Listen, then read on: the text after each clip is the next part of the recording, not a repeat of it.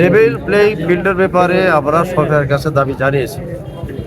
সরকার এখনো level playing ফিল্ডে পরিপূর্ণ বাস্তবায়ন করতে পারে, সেটা আমরা নাটোরে দেখতে পাচ্ছি। নাটোরের জনগণকে, ভোটারদেরকে এখনো হুমকি ধুমকি ভয়ভীতি প্রদর্শন করা হচ্ছে। এটা নির্বাচনী আচরণবিধি লঙ্ঘন হচ্ছে এবং বিগত যে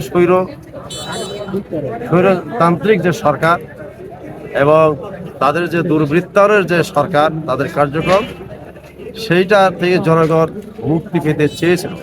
কিন্তু জনগণ এইসব আচরণের জন্য আশঙ্কা করছে আবার আগের মতো হয় কি না।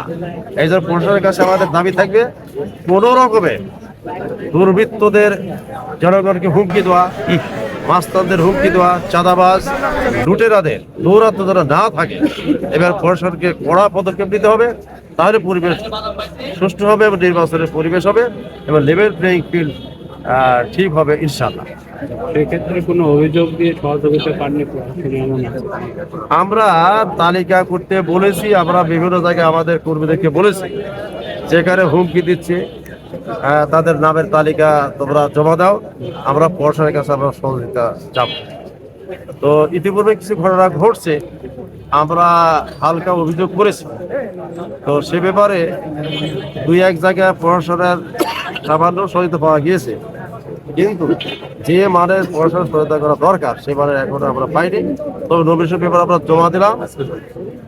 আমরা আজকে ডিসি থেকে শুরু করছি, এসপিকে জানাবো, থানাকে জানাবো।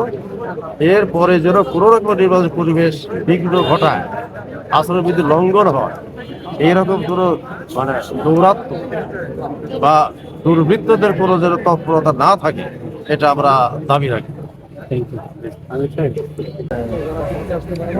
দীর্ঘদিন ধরে নাটোরে পরিবারতন্ত্র, দুর্বৃত্তায়ন, চাঁদাবাজি, হানাহানি, খোরাখুরি রাজনীতির কালচার চালু হয়ে আছে।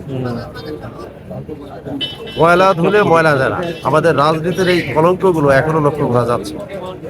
জামায়াত ইসলামী বাংলাদেশকে একটা ইনসাফপূর্ণ সমাজ উপহার দিতে চায়।